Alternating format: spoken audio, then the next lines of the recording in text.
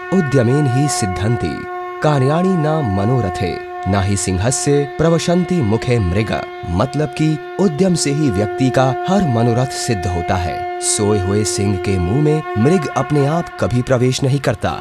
संजय शेरपुरिया ने youth rural entrepreneur foundation की स्थापना की, युवाओं का एक समुदाय अपने साथ रखा और 16 फरवरी 2021 के शुभ दिन पर गाजीपुर जिले के सहेड़ी नंदगंज में एक विशालकाय सेंटर ऑफ एक्सीलेंस का भूमि पूजन परम वंदनीय शंकराचार्य जी के कर कमलों से संपन्न हुआ। इस समारोह में गाजीपुर एवं पूर्वांचल के हजारों युवाओं ने उत्साह सभर अपनी उपस्थिति निश्चित की। कई महानुभावों ने इस कार्यक्रम में उपस्थित रहकर रोजगार की इस मुहिम को अपना मूक समर्थन दिया। कोरोना के भयावह समय की पहली लहर खत्म होते ही इस सेंटर का भूमि पूजन किया गया, लेकिन कुदरत को कुछ और ही मंजूर था। कोरोना की दूसरी लहर ने अपनी दस्तक दी। लोगों को श्वास लेने में तकलीफ थी, ऑक्सीजन की चारों ओर कमी थी। संजय शेरपुरिया ने ऐसे समय में हार नहीं मानी। 250 से ज्यादा ऑक्सीजन कॉन्सेंट्रेटर, लाखों की संख्या में फेस मास्क और फेस शील्ड उपलब्ध करवाए। इतना ही नहीं, 60,000 से ज्यादा लोगों तक कोरोना के इलाज के लिए दवाइयों का प्रबंध भी किया। दूसरी लहर में लोग लगातार मर रहे थे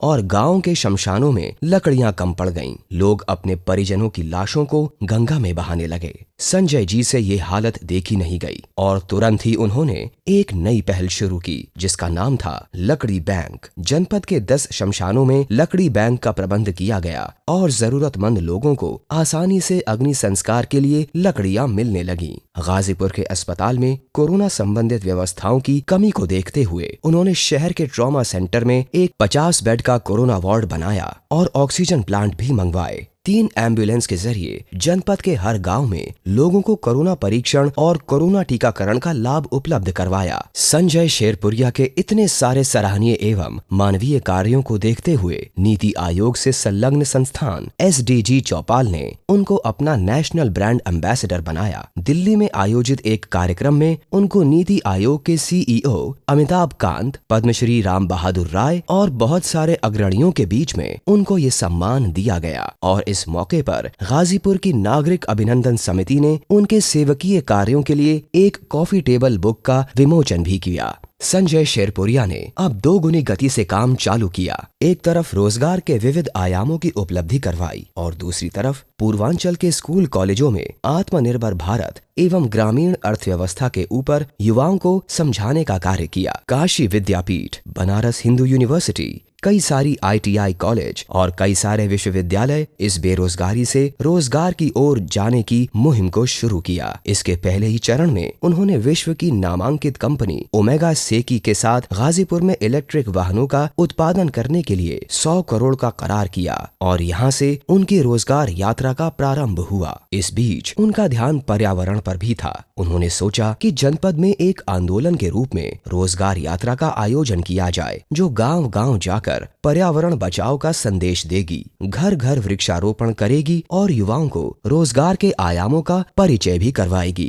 2 अगस्त से लेकर 17 अगस्त तक 16 दिन की मुहिम शुरू की गई और जनपद के गांवों में लाखों वृक्षों का वृक्षारोपण संपन्न हुआ एवं कोने कोने तक आत्मनिर्भर भारत की बातें पहुंचाई गईं। इस बीच उन्होंने बाढ़ पीड़ितों की भी सहायता की। इस दौरान उनके अपने गांव शेरपुर में गंगा कटान का मामला सामने आया तो तुरंत ही उन्होंने दिल्ली जाकर संबंधित मंत्रियों और विभाग के अफसरों के साथ बैठक करने का फैसला किया और गंगा कटान से गांव को कैसे बचाया जाए उस पर काम चालू किया। ये सब प्रवृत्तियों के साथ उनका ध्यान नौकरी करने वाले या नौकरी चाहने वाले युवाओं पर था। उन्होंने देखा कि हमारे युवा अपनी पढ़ाई तो कर रहे हैं, लेकिन बड़ी बड़ी कंपनियां उनको नौकरी दे नहीं रही हैं, क्योंकि हमारे विस्तार के युवाओं की पढ़ाई का स्तर नीचे है। तुरंत ही उन्होंने जापान की नमस्ते फोकुका नामक एक संस्था के साथ अपने फाउंडेशन का करार किया। उनकी इस पहल से आने वाले दिनों में पूर्वांचल के युवाओं को जापानीज कंपनियों में नौकरी करने का चांस भी मिलेगा। संजय जी के विचारों की प्रस्तुति दैनिक भास्कर जैसे नामांकित अखबार में हर रविवार को एक वार्तालाप के रूप में हुई। इतना ही नहीं, इस समय के दौरान उन्होंने 4 किताबों का लेखन भी किया,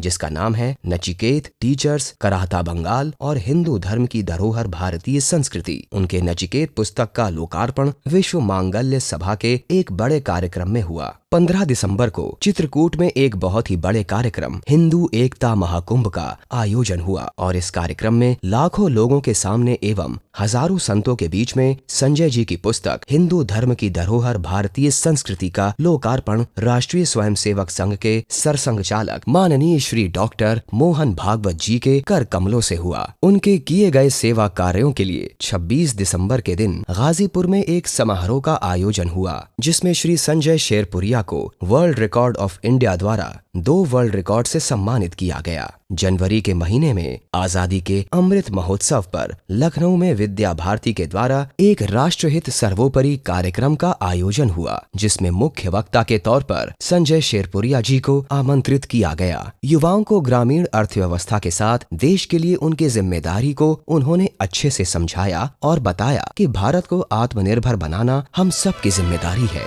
कि अब हर हाथ में होगा काम, हर जेब में होगा